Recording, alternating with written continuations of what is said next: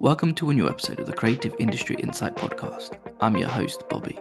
Today, we host a Roundtable episode where we speak to editors Ali Comperchio, Yoni, Reiss, and Andrew Groves about their work on the second season of Fallout. Please be warned there are heavy spoilers in this episode. Now let's jump into the conversation with the trio.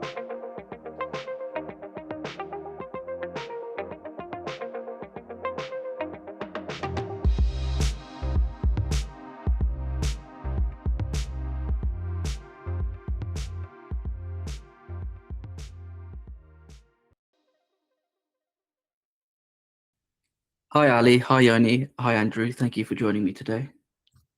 Hi. Thank you so much for having us. We're here to talk about season 2 of Fallout, which came out at the tail end of last year.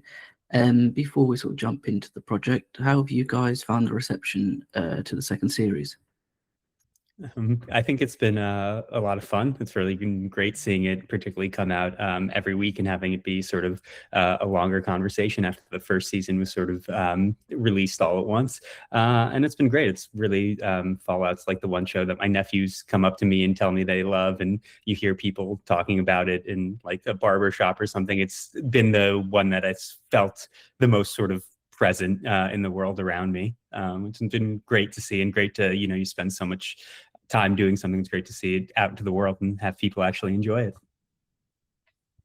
Yeah, I had the hairdresser experience while I was waiting for my last haircut, and the client in the closest chair to me was raving to her hairdresser about it, and I just got to sit there and silently listen.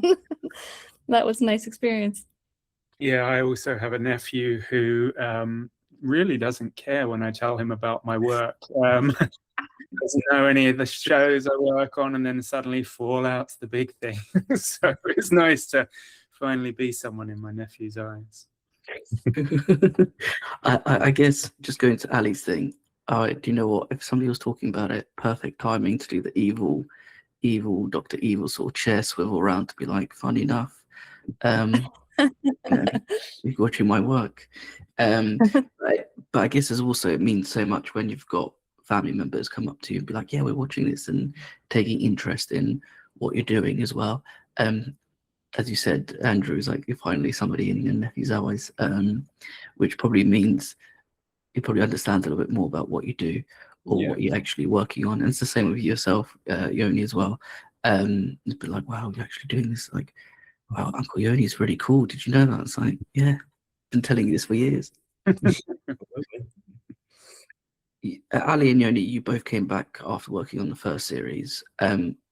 What made you want to come back on? Is it a case of just you loved it so much that you got the call to say, we're up, back and running? Are you interested? And then Andrew, you came on after as the new kid on the block. What is that like as well, joining a team that's already worked together? Who wants to go first? You should go first. You should go out. Okay. Well, I mean, our showrunners, our producers, the team at Kilter Films are just such wonderful people, and they're really good at bringing wonderful people together. So Yoni and I have actually worked with them for much longer. We both started working with them on Westworld season 2. I was working on the marketing, and then I got the opportunity. They asked if I would cut on season 3 of Westworld, and then I've kind of just stayed with them since. And so yes, there was no hesitation when they asked about Fallout, and there was no hesitation when they asked about season 2 to come back. Yeah, agreed. I met Ali season 2 of Westworld. That was my first foray or my first job with Kilter. I was an assistant editor on Westworld, and then by season 4, I got bumped up to editing. And then, when they called and they had Fallout, it was really not much of a choice. And to speak to it, both the showrunners, the team at Kilter, the people we work with, the assistant editors, the VFX team, our music editor, everyone is so great. And the seasons are definitely can be long, can be grueling at times, but then you come back for another one and you see 90% of the same faces, because we all sort of, I think, love the shows we're working on. We love working with each other. And I think, if you look at our team, there have been definitely some great new additions, but a lot of people also who keep coming back for more.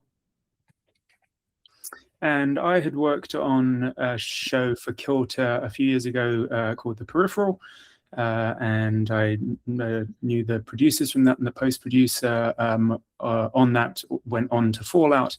And so at the end, towards the end of production on this season of Fallout, there was a bottleneck of dailies coming in that needed to be dealt with. And Ali and Yoni and Monika, the other editor on the show, were kind of entangled with their director's cuts and producer cuts for other episodes. And so I came in to relieve that initially temporarily, but there was enough work to do, and I guess people were pleased with the work that I was doing, that I stayed on to take the cut through the editor's cut and then the director's cut and the very beginning of the producer's cut. So as coming in as a new person, I knew a couple of people there. I knew the producers and I knew some of the post team, but I was new to all the assistant editors and the editors as well. But I found it very easy because it's a very congenial atmosphere working at Kilter. And also I think benefited greatly from the fact that we were working in person. That we were all in the same building and in the neighboring rooms. And so it was very easy to go and talk to people.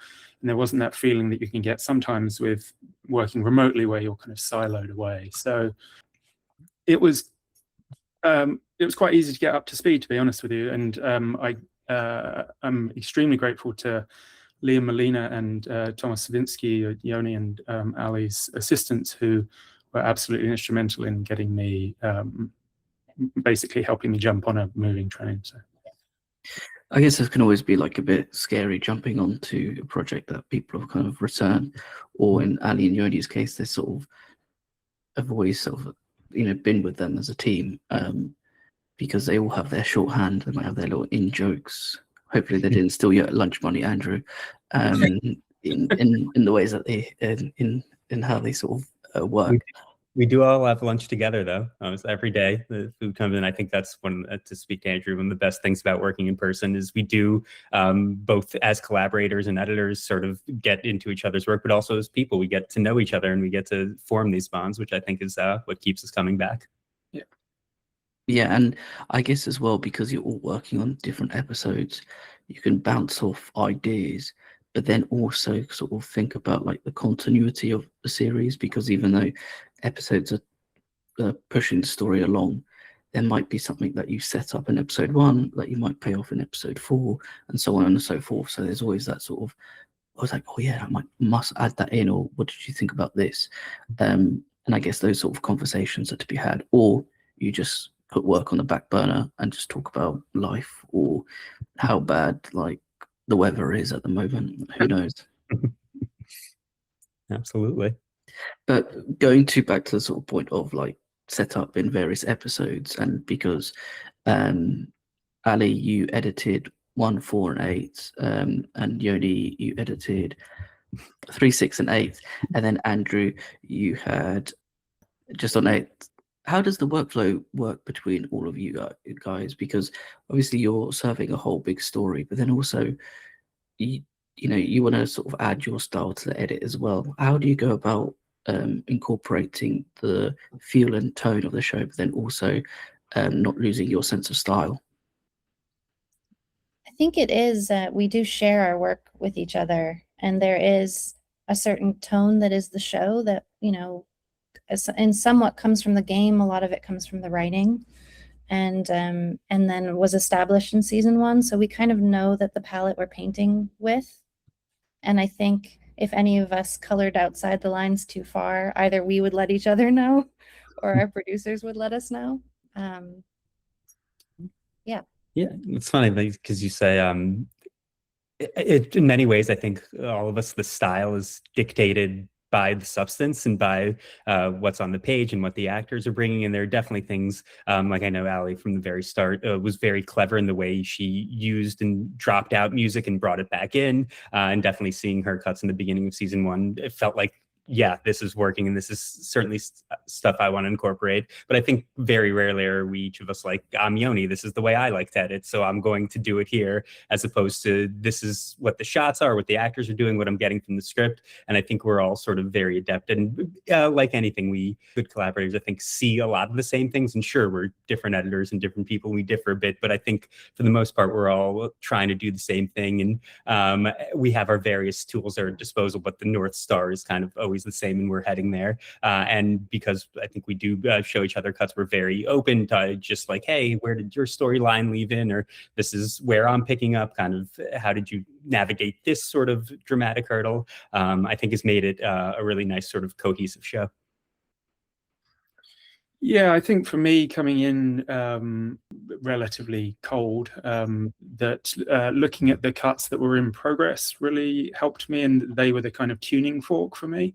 Even though they weren't finished, you know, there was a sense, of course, of tone and tempo and general rhythm. And so, but also for me, it was also just a question of checking in with Ali and Yoni about how it was, how, you know, about the stuff I was working on, and showing them things and being like, so how are we doing?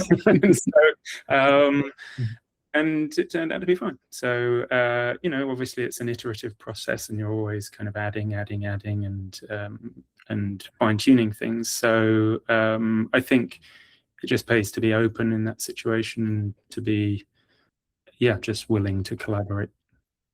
Yeah. Yoni and I, we co-edited an episode in season 1, and when we worked on that episode, we kind of split it down the middle. But by the time it locked, we probably both worked on every scene. like if one of us had an intense week on one of our solo episodes, then the other one would do the note. We would show each other before we showed producers, and we kind of like figured out a process. And we were planning to do that again for the finale, but then, as Andrew mentioned earlier, the season had a bit of a more intense schedule. Like, Yoni, I don't know if you want to talk about that. How it kind of a bit of how this collaboration came up is right as the schedule was getting intense. My wife was pregnant with our first child, and her pregnancy was getting a little more complicated and intense. And at first, this was I was going to co-edit with Ali. I was going to leave the season a bit early to help my wife with the baby. But then Kilter was so great, as they saw that personally things were getting a little more hectic for me. They offered very generously to bring in help, and we could not have been happier. And both me, my wife, my daughter, we all thank you, Andrew, for coming in, really, you know, doing such great work in not the easiest position, as you said, hopping onto a moving train, and really making everything seamless and elevating the work in ways that, you know, we wish for, and we were so happy that we got. So both professionally and personally, very thankful that you were able to come on board. It was a pleasure. It was. I guess if you hear the money app go in a second, I think that's Andrew transferring Yoni $20 for being so kind. But it's interesting when you're talking about the co-editing, because you're probably so intertwined with one another, and also because you've worked with the creators as well, that you feel probably an extension of their mind in a way. So I can imagine when it comes to doing a director's cut, a showrunner's cut, and producer's cut, it's usually, I can imagine there won't be as many notes as somebody who might come in blind. But please correct me if I'm wrong on that. I think it's always a little bit of a process, but yeah, I'm not quite sure how to answer that question.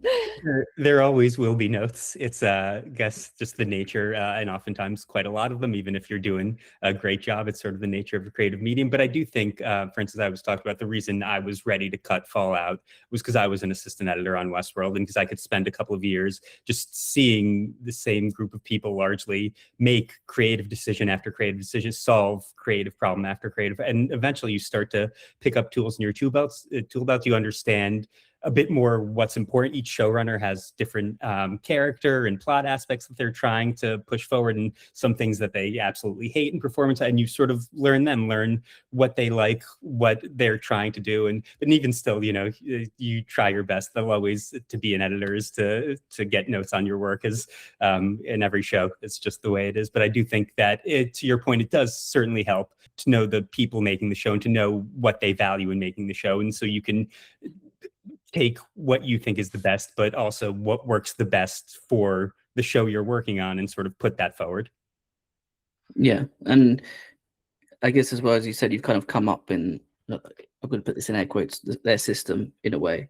It helps with sort of building up. And then, as you said as well, it's not, maybe I oversimplified it by saying there might not be as many notes, because it could be different execs or different people might have different varying opinions or gut feelings about stuff, which again with art, everything's so subjective. So one person might say yes, another person might be like, what the hell is this? Like it can sort of like maybe you need to cut that down. And also I guess with streaming as well, you probably don't need to worry so much about cutting it to an ad in certain places. Maybe it might be slightly different now that adding ad tier systems in, but that must be sort of a nice little thing where you can let the story flow rather than worry that on minute 14 and 30 seconds you need to cut it short there. I sort of want to pick up on a point as well, because you mentioned about it's based on a video game, an existing property. Is anyone actually a fan of a game and played it before? I have not. From the silence, I'll say no. No, I have not played it, but I came up as an editor working in marketing. I started cutting movie trailers many years ago, and the first agency I worked for also did video game trailers and cut the trailer for Fallout 3. So I was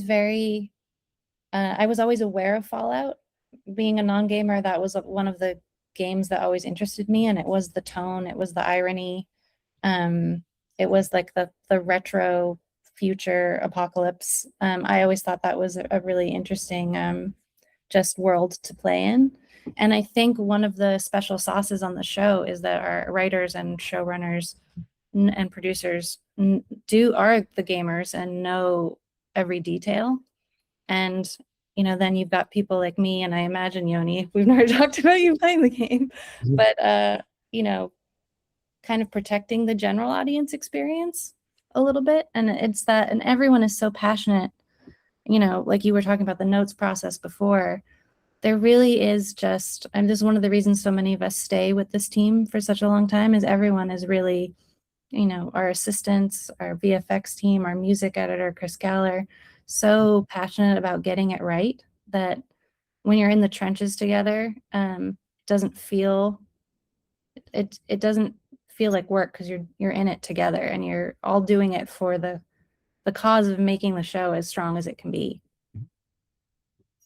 Yeah, I guess what I wanted to sort of lead on from the question is because it was what I was curious about, is that if you'd played the game, do you think it would affect the way that you might cut a scene or think of how a scene is played out? Or if you're ever stuck, do you think about watching cuts? Maybe not watch it, but after you finish watching scenes from the game to maybe see how you might have done something different? Or do you think, actually, I'm not going to do that because that's going to taint my thought process? I think for me, it helps in the little details. Like I remember season 1, we got a note, there was a power armor, and one of the producers was like, oh, the power armor should, open up like it does in the game. And of course, not having played the game in the room, was like, okay, got it. And then they leave, and I frantically look up a YouTube video of like, how fast does this thing open? Or every once in a while, they'll focus on a detail, like in episode 3, I had a scene in a field, but it was an abandoned golf course. And when I first cut the scene in the editor's cut, I didn't pay much attention to the golf course aspect, and the producer came in like, no, this is kind of a big scene of the game. This is where sort of this hideout is, like, as just look upon this scene with sort of those eyes, and all of a sudden the details that our great production team puts in, they pop. And there's so many both, I think the showrunners do a really great job of tossing in Easter eggs for the fans, but still creating a story that both rabid gamers and people who just have sort of heard of Fallout can enjoy alike. And I think they do a really good job at sort of feeding each one of those audience groups. Yeah, we're checking, I guess, the accuracy against the game for the details, as Yoni said, for like the sound of a gun or like what the dirigible sounds like, the Brotherhood of Steel dirigible. The game, as far as I know, they're mostly open world player games, and so like, and our story is also set in the world of the games, but not the playable storyline of the game. So like our characters are kind of representations of the different types of player you could be in the game, and that makes it really interesting, I think. I think also in 8 there was, I remember working on a scene there where I saw something in the footage. I was like, this seems very specific, and it was a homage to the I guess the opening of Fallout New Vegas, I want to say, the sniper on the roof shooting and in the episode shooting the Deathclaw. And so yes, I think it's those details that become very important in terms of the kind of tapestry of the whole thing. But I think, having worked on other shows that were adaptations of things as well, I think in the first instance, for me at least, you always feel like you do have to bring yourself to it, and it's a show. It's not the book that you're adapting. It's not the video game that you're adapting.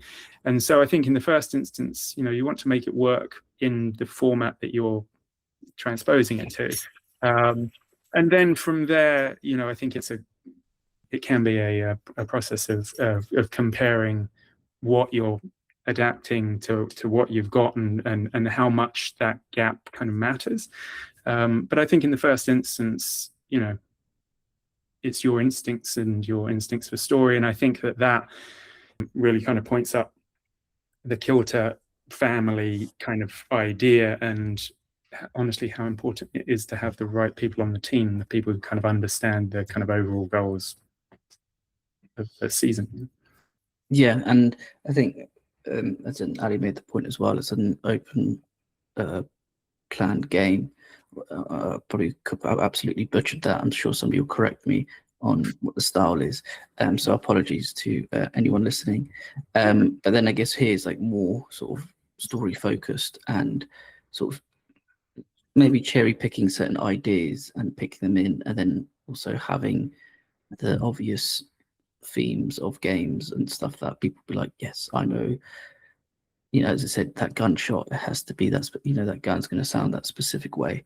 But then also there'll be hidden Easter eggs as well for people to sort of take in and enjoy. When it comes to something like that, do you guys have that in the back of your minds, or is that something that gets added on later on with notes? Because you don't want to, I can imagine as well, you don't want your edit and your time to be taken away with like planting Easter eggs and being detrimental to the edit and also moving the story forward. I'd say that I think for the most part, the writers and the production team do a really good job of organically weaving those things in. And so many of them, like I remember just earlier this season, it was just this kind of like little mini bomb that was just on a table, and we didn't like make a thing about it. And I hadn't known, but my assistant editor was like, oh, hey, that's cool that they threw that in. Like, I think they actually from the start do a good job of, I don't think, at least in my episodes, there were many times where I really had to veer too far to the right to include some of these things, and they're always sort of there in the mise en scène. And if they're written, they're generally cleverly written in there in a way that both enhances character and can also be a plot point. So in those ways, I think the production team kind of and the writers make it fairly easy on us. Fair enough. I think as well, like it's probably, I don't know, sometimes I guess you can really steer one way with too many Easter eggs, but then also if you have not enough, people probably complain. But then also you can just play around with it, and as you said, like with the bomb thing, I'm like, oh cool, they managed to do that. And I'm guessing you went right over your head with whatever they were talking about. First time, absolutely, but we are lucky enough to watch these episodes many times. I guess as well, it probably sticks to you as well. Like in minute 22, you've got that happening. You're like, yep, that's going to be something big. People are going to be excited about it. Can't wait for my nephew to lose his marbles over it. What I'm curious to know about as well is because whilst you guys are working with showrunners, there's also the directors on the show, so they're going to have a say in the edits as well. What's it like working with different directors on a show like this? Because everybody has certain ways of how they want to work. Certain people like maybe would want to sit with you throughout every moment of the edits, whilst others might allow you to do a scene and then go back and forth on it. How do you go about collaborating with different directors and showrunners on the show? You go, Andrew?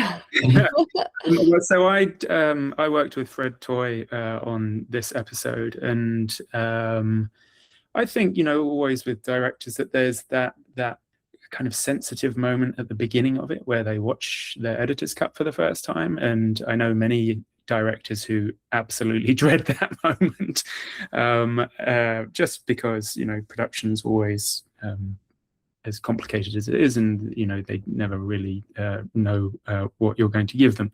But Fred was very pleased with what we gave him, and he had notes, and he came in and worked on the episode with me. Sometimes he would email me notes, sometimes he would come in and we would deal with them in person.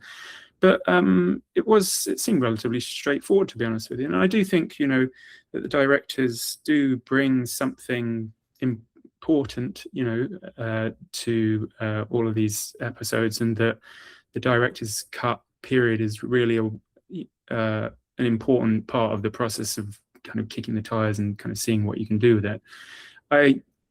I'm a big believer in process and not kind of trying to put the cart before the horse and kind of working through those things. So yeah, I mean, for me on this, it was straightforward in the sense that it was just lots of notes like usual, and you're just kind of churning through it. So you want to go, Yoni? Sure. Yeah, I got lucky enough to work with two fantastic directors, Liz Friedlander and Lisa Joy. And it was a little different in that Lisa is also an executive producer on the show. So I'd say the one thing we have generally for director's cut is a bit of a time constraint where a director will shoot. We'll get, I believe, 4 days to finish our editor's cut. And then a director cut will come in. They'll have 4 days. They'll hand in a cut. They'll then get notes and have 2 more days to sort of address that, which, on shows this big is not a tremendous amount of time.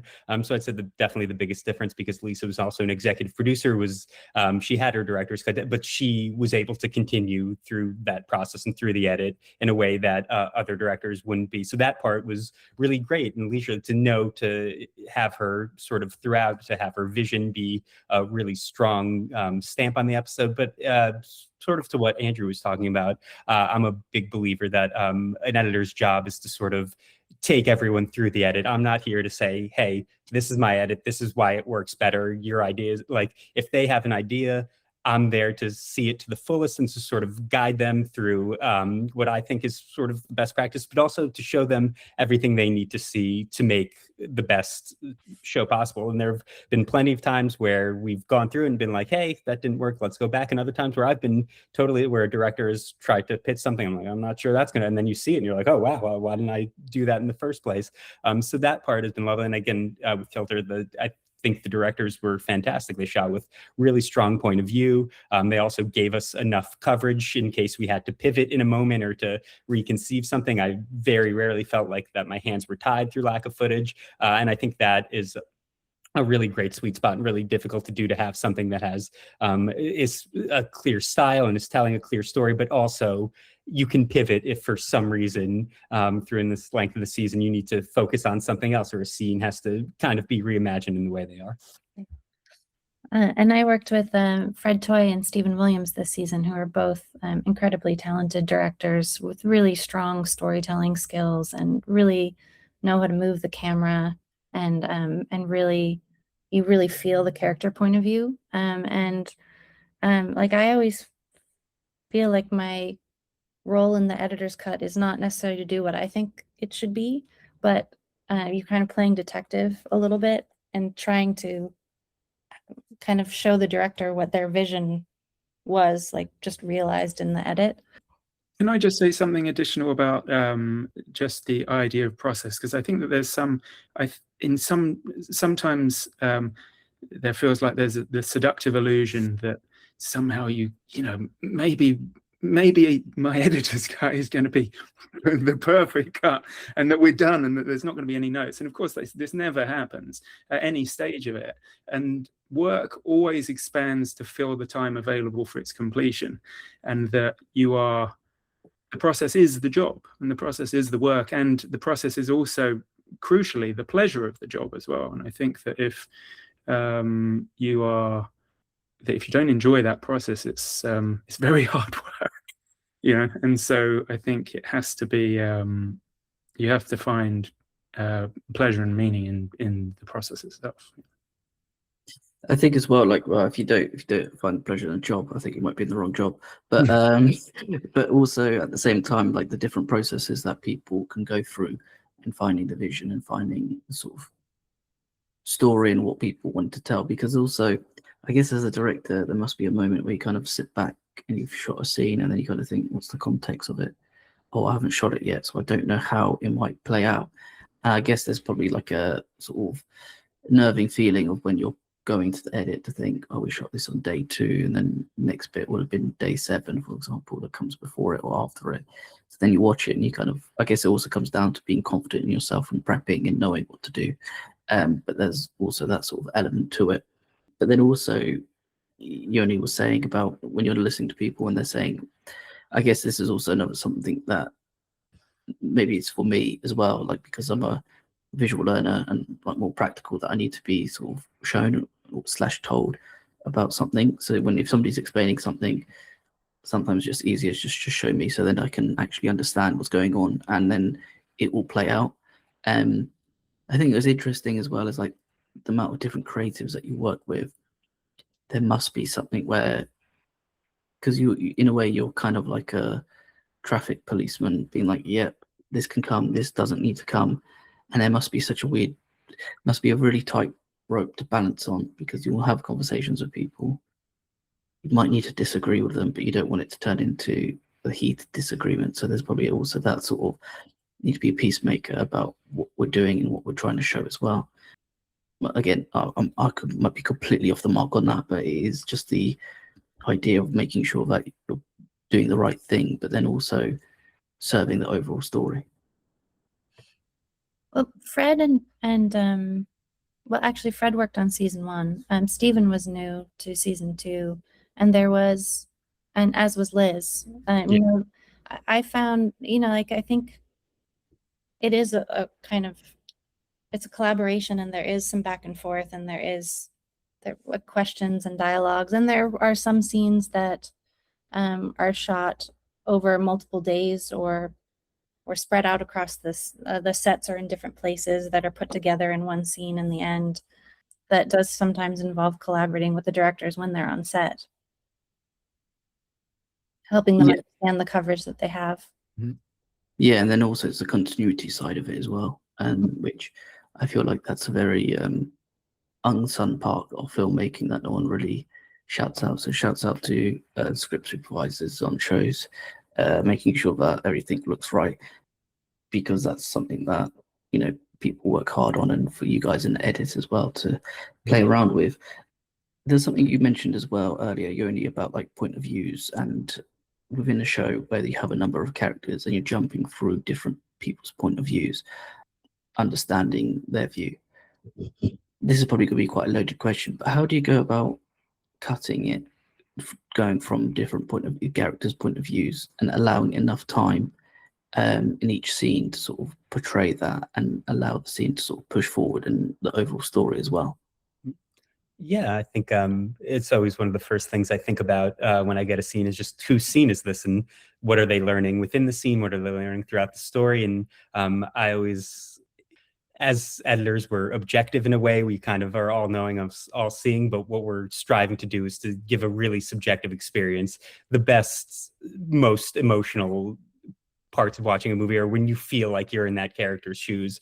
And that's always what I strive to do in terms of coverage, like who has more reaction shots in a scene, who, with almost every line of dialogue, am I really paying attention to what this person is saying or what this other character is feeling, hearing that? And a lot of times when it's, plot, I often find you want to be on camera and you want to make sure the audience doesn't know how to build a bomb or rob a bank or fly a plane. But if it's character, if you're telling someone that you love them or that you're upset, like you don't really have to hold the audience's hand there. Maybe you can be in the point of view of the character who's really experiencing those emotions more. You can hold with them, you can watch them react, you can watch them be silent in ways that are just so pleasing, like in figuring out which character you want to empathize with and sort of how you want to take the audience along for the story through that character's eyes. And if you can do that effectively, I find that to be the most emotional kind of filmmaking. Do you guys want to add to that? Or are you impressed with Yoni's answer? I was genuinely impressed. Yoni's answer. I think he said it all. Does he know all that? No, but I agree. The best way to say it. I think as well, like, I guess with like point of views, because you're right. It's like how much you need to pay attention to what's being said. Why is it important? But do you feel as well, because as editors, I guess this is another step in you're kind of like one of the first people to actually see all the footage all together. Do you find that your sort of feelings for characters slightly change whilst you're editing? Because sometimes you might relate to one but then not relate to another, but because you keep watching things over and over again, you kind of like, you know what, this person actually makes a point, maybe we could change the point of view and cut a little bit sooner with whatever the dialogues being spoken on screen. I think it is a little bit about helping to visualize the script, like the tone of the script and what the goal of the scene is, and as Yoni said, like how the character is growing and experiencing the scene. Like it's interesting how you phrase that, because in season 1, Max's character isn't always doing the most likable things, but I found Aaron Moten's performance just so captivating, and how he really was so like subtle with it and still and ambiguous at the same time, but like to me maintained a certain likability. And I think he's a character that like kind of grows on the audience too, and particularly grew a lot in season 2. So it's interesting because, sometimes you're not supposed to like a character necessarily, and it's okay to have feelings. It's better to feel something than nothing. I was just thinking in terms of point of view as well, that the fact that the show is shot on film, I feel like facilitates a certain commitment in the footage. You don't have unlimited resources and time to burn through film in the same way as you might reset a digital file and run a take for 30 minutes, so I think that also kind of dictated, the directors all did amazing work in that respect, in terms of I suppose creating what I would describe as a commitment to an idea of point of view as well. But then you're always, as things change, you're always, it's a give and take and kind of ebb and flow of who and what you're emphasizing in a scene. So I think that's a natural thing. And one of the big parts of Fallout is also transitioning scene to scene, and like, we will rip your heart out in one scene and maybe make you laugh in the next scene, or there'll be some kind of dark irony, like there are a lot of tonal shifts, and that is a lot of work, but it's also a lot of fun to find in the edit. And sometimes it is just about experimenting and seeing how it feels. And it is so helpful that we get to work in person, because it's really invaluable to be in the room with someone the first time they watch a cut, and you can feel if they respond the same way that we respond when we're cutting it. I think also it's how you respond watching them watch it, because I think that you can talk yourself into things when you're working in isolation. You're like, oh, I'm pretty sure this works, and then the moment you show it to someone, you're like, it doesn't work. And you can just feel it in your bones, but you need the presence of someone else looking at it to come to some of those realizations. Yeah, like I can imagine as well, like sitting down, being like, "This is going to be," thinking that you've cracked it, and then somebody's like, "Yeah, just don't feel it. I'm not sure if it's correct or not." It's probably quite gutting. But then also, as you mentioned, Ali, like working in person and being able to talk to one another, is so invaluable, because it's like straight away you can get an answer, straight away you can amend something or move on from something. And always like those conversations, I always feel like people can be quite brutally honest to you as well, because there's no sort of like, maybe because I don't want to put it in writing in the email or something to be like, nope, this doesn't work. But then also it's just the way that you can communicate and actually be like, well, you can tweak something, and it's always going to be constructive rather than this is rubbish, which again is very important as well. I think as well, point that Andrew made about shooting on film, I would be really curious to know how much they had per episode, or how many film reels they were allowed to have, and how that was sort of budgeted and whatnot. To then think you might only have 3 takes for each setup, for example. Man, the pressure of that as a director to be like, and actors as well, performers, to make sure that you get it in those 3 takes. But then also having that sort of aesthetic of film as well. It's probably quite cool to work with in a show like this, because it feels like the tech hasn't moved forward, so then nor has the way that you might shoot it as well. I wonder what it'd be like if you were able to edit this on a Steam Deck, for example, and play around with that, marking it with chalk and taping. The restructures would certainly go perhaps a bit more slow. That'd be quite fun to do, even though it'd be quite annoying. I do wonder, how do you get the chalk off on something like that if you keep cutting and whatnot? But I guess I'll Google that It does later hone on. your skills. Pardon? It does hone your skills. If you're going to destroy your print every time you cut it, you're much more precious about where you make that cut.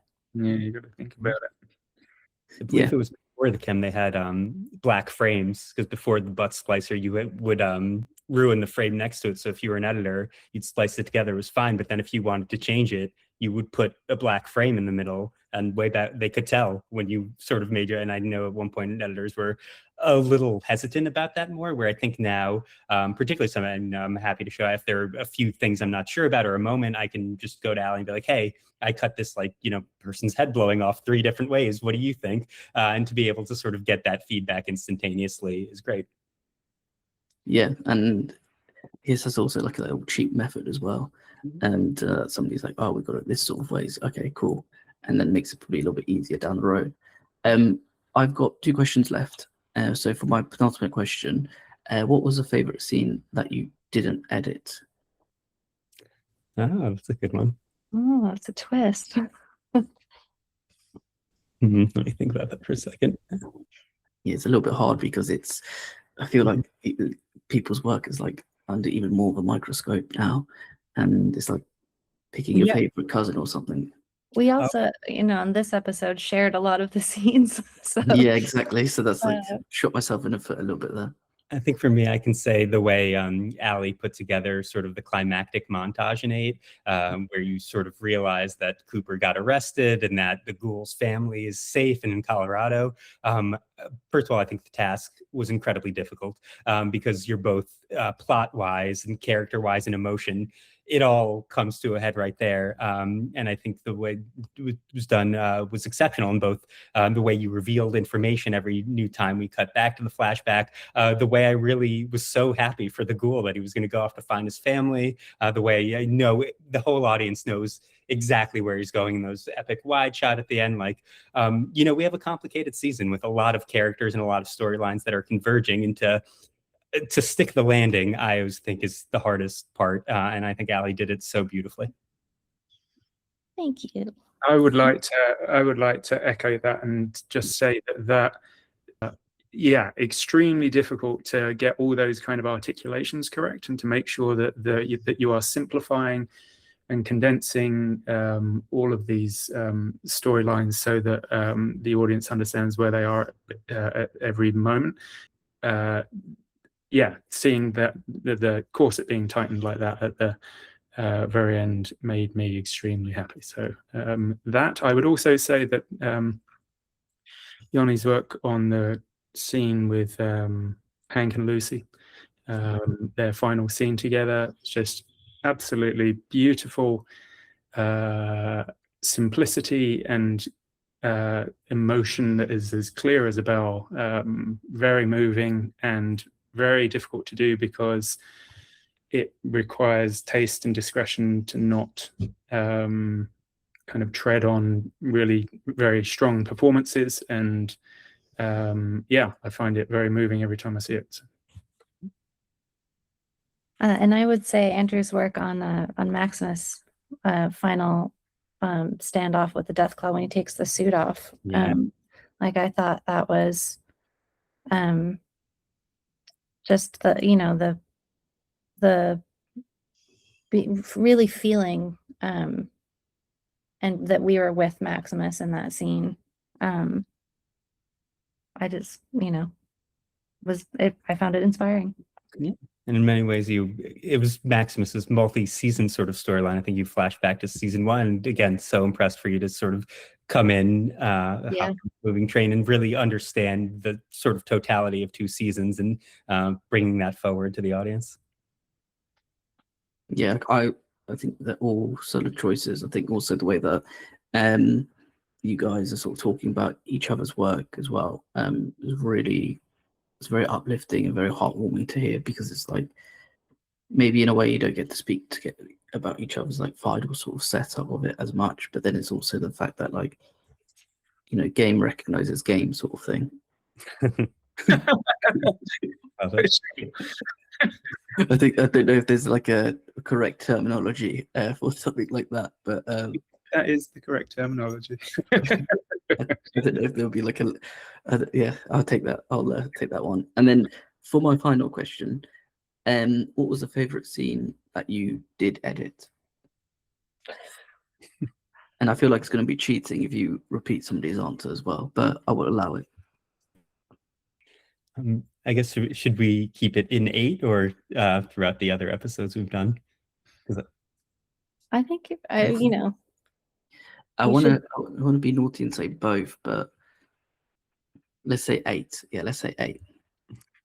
I will speak to, and thank you, Andrew, for what he teed up, where to me it was the Lucy and Hank's final scene, their final parting, both because I think they're both fantastic actors, and they're both even better when they're acting against each other, and because it was really a journey that lasted through 2 seasons, and mainly I like it because a scene like that is always very difficult to put together, but when you have those performances, it makes it about as easy as it can be. And I remember the first thing I do in each scene is I just watch the dailies, and I was very emotional, in tears during the dailies. And I know when that happens, when I can just see a raw 4-minute take and get emotional, that when it comes time for me to edit, there's not a whole heck of a lot I have to do to bring that. I'm not, sometimes as an editor, you have to kind of crank things up to a 10, and you sort of have to use your editorial tools to bring some more emotion into it. But other times you should just recognize that there's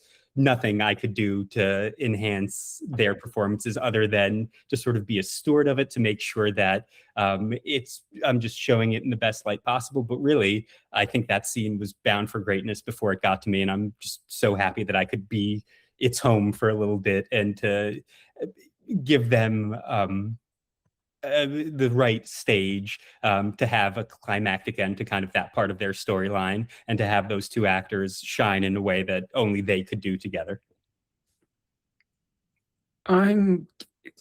Because you're forbidding me from speaking about Max and the Death Claws, I am going to go for a little hidden treasure, which I think is Norm and friends getting attacked by the rad roaches, which and I say that because I love cutting action, and it's got a really kind of rambunctious and kind of slightly out of control feeling about it when the rad roaches appear from the elevator shaft, and it feels kind of funny and gross and exciting at the same time. And yeah, I just felt like it was that it dialed into the kind of spirit of the show quite nicely.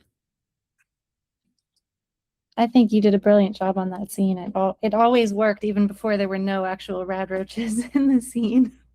Thank you. Super And fun. I have my favorite like extras every time I watch it that I'm like waiting for. But it's a tough question, and I am going to repeat a little bit, but I think you know, weaving together the storylines in this episode and that, like, the flashbacks in particular for both Maximus and for Cooper Howard, just finding the pacing of that, and finding the music and the songs that support it, and those that would be it for me. Again, it's a really hard question to it's a fun question for me to ask. It's very hard to answer because it's like picking your favorite child, but then also when you narrow it down to one episode, it's probably even harder because it's like, well, where do I need to go through my library and train of thought, and then also, adding some T's and C's as well probably didn't help in the process. But I think it's really, maybe because it's like picking from one episode, it makes things a little bit more, maybe you don't pick the obvious choice throughout the whole season. In terms of, if you're thinking about one episode, it's like this moment, maybe little moments there when you're working on it, because you'll have a sort of flashback, a sort of sense of nostalgia when thinking about it and working on it, because there might have been certain moments where you think might not work, it might take an extra time, but you managed to crack it, and it's even more satisfying that it's come out. And it's like, and how it sort of built up overall in the episode as well. Absolutely. I think there's certainly that one scene I know we both worked on where Hank and Lucy sort of reunite, and Hank's telling her the plan, and just he has that line about the Myers-Briggs that made my waifu just cackle irrationally. So to have kind of those moments in there are really nice, and particularly the unexpected ones after we've seen it for so long, for 300 times, and we don't quite laugh as much as we do anymore. But yeah, I think you worked in a lot of those great moments. I think as well, like, if you don't laugh or sort of have those moments as well when you're watching stuff back, then it might not work. And I guess it's also a very, again, tight rope to walk on as editors, but then also you see it so many times, so you kind of know what's coming up. But yeah, Ali, Yoni, Andrew, thank you so much for your time today. Thank you. Thank you so much for having us. Fallout Season 2 is streaming now on Amazon. Go out and watch everybody's amazing work. Thank you again. Thank you so much. Cool. You all take care, and bye-bye now. Thanks. Have a good day. Bye.